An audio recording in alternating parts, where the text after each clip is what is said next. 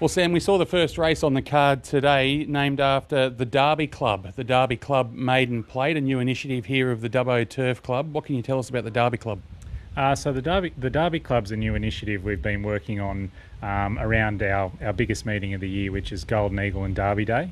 It's had a long-held tradition in Dubbo as our biggest social event in the town, and we attract a huge crowd every year. And this year we're in a fortuitous position of being able to look for and attract a new sponsor, and obviously we're looking at all the options that were available to us. And I guess the 100 Club style concept is a tried and tested method for getting more people involved in your event, and obviously bringing in some important sponsorship revenue to our club. So we've launched the Derby Club. We've just basically been filtering it out through our networks through word of mouth at the moment. We'll have an official launch next week, but obviously very pleased at this stage. We've had about a 25% fill of our allocation that we're looking for, and obviously once we do this official launch next week, we're expecting a pretty handy take up. So similar to the normal 100 Club, there's 100 spots up for grabs for businesses. They pay a nominal fee, and then you've got a gala event and a draw, and whoever wins that draw gets the naming rights there to Golden Eagle Derby Day. Yeah, that's exactly right. Look, the plan is at this stage we'll have that gala event on the 10th of May, and we're hopeful that the 100 businesses that we attract will be able to come along to that gala event, with the idea being that they have a share in about $250,000 in prizes, experience and hospitality across the year.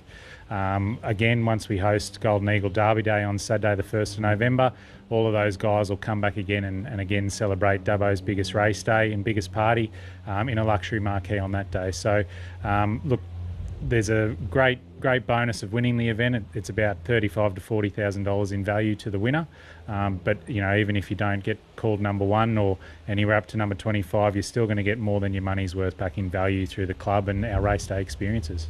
And of course, that is the biggest social event on the Dubbo calendar, and you've got Dubbo Gold Cup and obviously Big Dance Day, Melbourne Cup Day throughout the spring as well. In the autumn, you've got the Queen of the West, which has been building nicely, and you've got the third edition of that coming up shortly. Yeah, that's right. Arrowfield Queen of the West and Mercedes-Benz Ladies Race Day. It was a concept we devised about 3 years ago, just as an idea of really making the most of our autumn Saturday race meeting in May at the time. We've worked really closely with Racing New South Wales to try and identify a date that's going to best suit the community to maximise the footprint of the event, and we've been able to be allocated Saturday the 12th of April. It dovetails in nicely to being the second day of the championships in town, so there'll be plenty of focus on racing, and we're really pleased with how this event's grown. I think in time this event will be one of our most important at the club.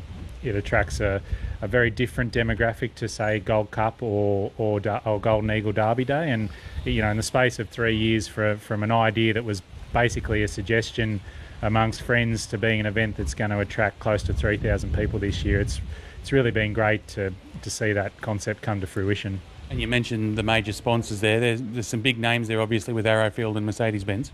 Yeah, that's right. Arrowfield have been on since day one. We're very lucky to get them involved. And year one, they were generously provided us with a nomination for Castelvecchio.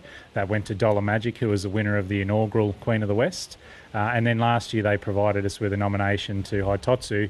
That was awarded to Wayne Brown and Deep Rouge, who won the event last year. So the race looks ideally placed to try and attract those, perhaps horses that might be pushed out of benchmark races at that time of the carnival. And we've also got the excitement of the Narromine Trained Sisters pick, who's in red hot form and running some really good races in midweek events in town. So it looks a nice event for her. So obviously very, very pleased to have Arrowfield on again this year, and Mercedes-Benz Dubbo.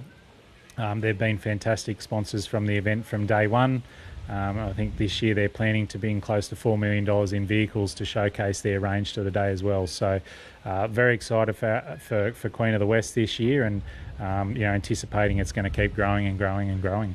And if people are interested, they can just get in contact with the club? Yeah, absolutely. Most of our information, like all clubs, is pushed through our social media channels. Lots of information on Facebook and Instagram, but certainly our website, dubboturfclub.com.au, has lots of information. And we look forward to a pretty prosperous spring this year in the West.